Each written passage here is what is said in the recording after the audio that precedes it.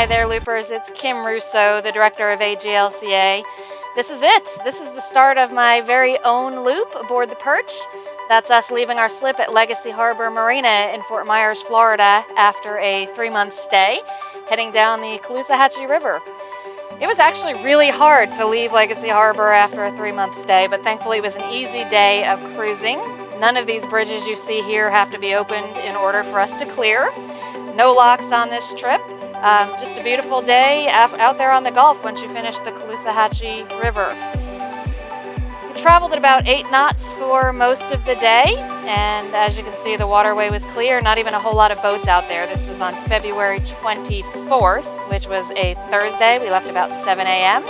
And after passing Fort Myers Beach, there's not much left for the navigation for the day. Just a pretty straight line out on the Gulf.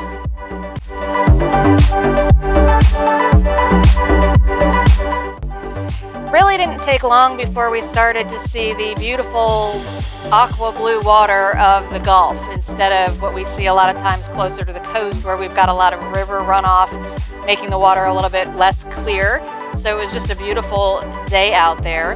And as we continued south towards Marathon, which is our ultimate destination after a couple of days of cruising, we could see Marco Island off to our port side.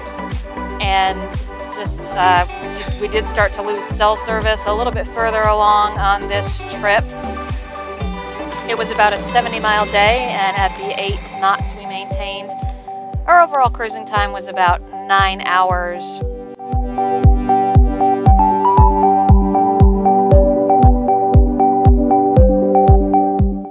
Here's a screenshot of our Nebo link report for the day. You can see our speed maintained between 8 and 9 knots.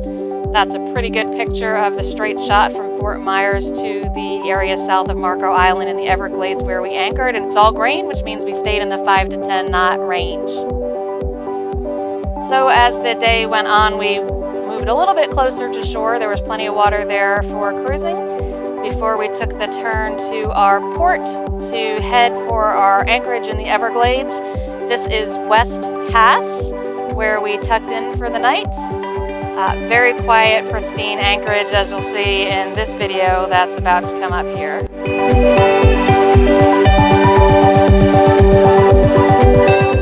And this was a beautiful end to our first leg on the Great Loop. The next day we would wake up and head for Marathon, where lots of loopers are spending the last few weeks of winter.